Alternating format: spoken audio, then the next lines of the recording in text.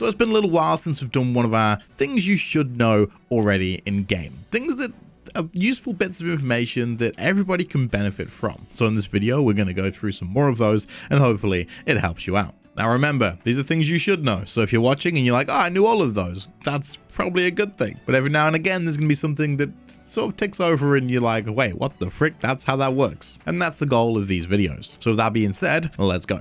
First up is actually something that I found pretty interesting lately, and that is a different way to play Necromancy, I suppose, which takes you away from using the Majora aura, and it also takes you away from using anything that is crit related, so goodbye to Grimoire. And that is using the Equilibrium aura and actually pairing it with the new Occultist ring, because this works pretty well and actually could maybe be better DPS than using Majora in some places, and I am going to be going out of my way to test this as much as possible over the next few streams. I'm going to test it out at loads of different bosses, and then I'll make a full video on how this works so that you guys kind of understand whether this is better, or if it is better in some places then not necessarily in others, and where you can actually take advantage of it. But a few benefits from this is, one, the Equilibrium aura is pretty damn easy to get. It only costs 23,000 loyalty points, and it is a tier 2 aura, meaning it can be reset very, very easily. But you're probably not going to need to reset it, because another benefit to this is you can extend this thing by a hell of a long time for up to 4 hours per use, and it is only 40 Viswax to do that. So the actual duration of Equilibrium aura is 2 hours originally in the first place. You can extend it by a further 2 hours for 40 Viswax, which is completely like the same amount of Viswax that you would get for 30 minutes from like Maniacal or something like that. So Viswax, rather than getting you 30 minutes, is getting you another 2 hours. Basically, if you're going to log on for like a pretty decent session of RuneScape, you could pop on your Equilibrium aura, extend it for 2 hours, and then you've got a 4-hour time slot there where you don't even need to worry about your aura anymore. The reason this aura is pretty good is it will give you an increase of 12% ability damage. However, it does prevent you from critically striking. So you kind of have to weigh up the costs here. So you're not going to be using Grimoire. You probably don't want to use like biting if you have it, but if you do have it, like don't remove it, you know, like just keep it, it's fine. And of course, don't use a Calgarian Demon because again, you're not going to critically strike. However, from what I've tested so far, this is either on par or maybe even better in some situations, or maybe just like a tiny little bit like not as good. We'll have to test it out, but for now it's worth knowing about because it is definitely a viable option for a lot of people. Again, I'll do a full video on this, so expect more soon. Next up, I wanted to talk about a little bit of Kerapac. I have been doing a lot of Kerapac lately because I still want to complete my log. As you can see on screen, it's a bit of a joke. Most of these were solos. I only have 3 staff pieces and still yet to see a jazz book. Jagex, please give me the frickin' book. However, because I've done so many Kerapac kills now, I have picked up a few things that is probably worth talking about. One of them specifically for this video is the last phase. Something that I take advantage of a lot is every time you jump into a clone, which you're going to do, as soon as you go into phase 4, you jump into one of the 3 clones, you will take that clone's current health. So as soon as the phase starts, you jump in, you're going to get a full heal, which means you can either not use food just before that phase starts because you're going to heal up anyway,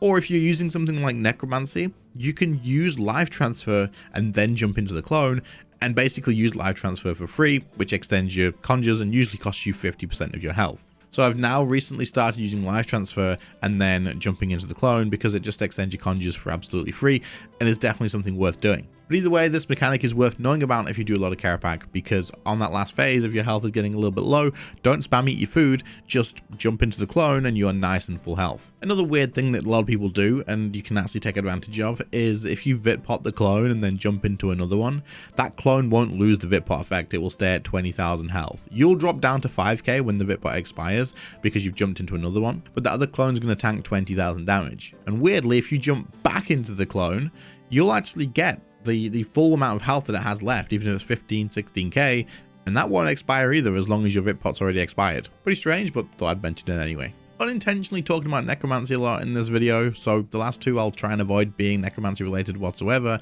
but if you are starting a fight with Necromancy and you've already reconjured all your stuff, like you precast everything, you can use the Skeleton Command ability just before the boss is targetable. This will mean that when he starts attacking, it'll already have that little buff where he'll attack quicker, because the way the skeleton works is he will do more damage every time he attacks. Like when he attacks, he'll increase his rage stacks, and then his damage damage increased by 3% for each raid stacks. So if you precast this, it doesn't cost you a global cooldown, and it allows your skeleton to sort of build up that damage, giving you even more value later on in the fight. Now, there may be some times where you want to precast something else, like Split Soul maybe, but even then, just precast this one tick before you Split Soul, start the fight off, you Split Soul before the boss is available, and then you get that extra damage out of it. It's definitely worth doing. Something I get asked a hell of a lot during stream, so I figured I would throw it into this video, is what incense sticks are you using? Or they'll ask the same question, but in different ways, in the sense of, why are your overloads like 8 minutes? What's going on? Why am mine only 6 and yours are 8? And all this sort of stuff. The incense sticks that I use during combat are the Lantadime incense sticks, the Spiritweed incense sticks, and the Quorm incense sticks. You can have 3 going at once, so I choose these 3. And the reason that I do this is Lantadime ones will increase my potion timers, so the duration of any potions that already last over 6 minutes. So overloads, super prayer renewals, this sort of thing will all get extended by a couple of minutes as well. Now, this may not always be worth doing because it depends on which potion you're using, whether it saves GP. But I like to do this because I hate making overloads.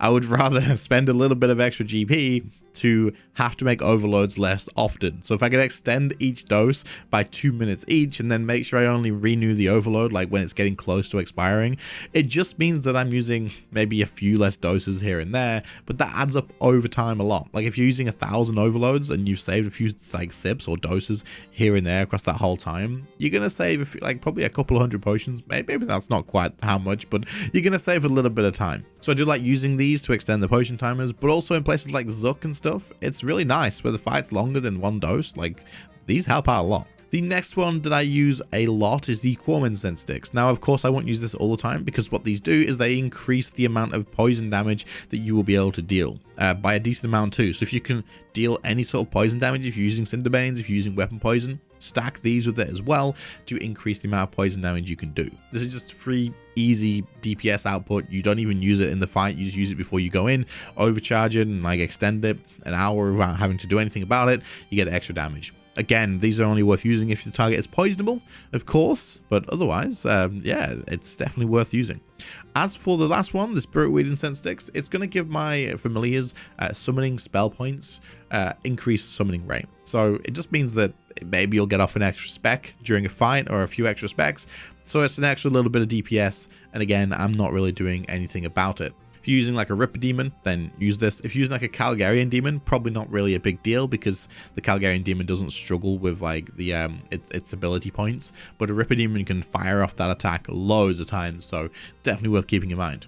As for Incense Sticks as a whole though, there's so many different effects, and if you haven't had a scroll through them, go to the Incense Sticks wiki page and just have a scroll through, because you may be like, holy crap, wait, that's going to be super useful for me, I'm going to use this one. So have a look, they're pretty interesting. The final thing I'm going to talk about has nothing to do with combat, which is probably surprising for you guys, but yeah, there we go.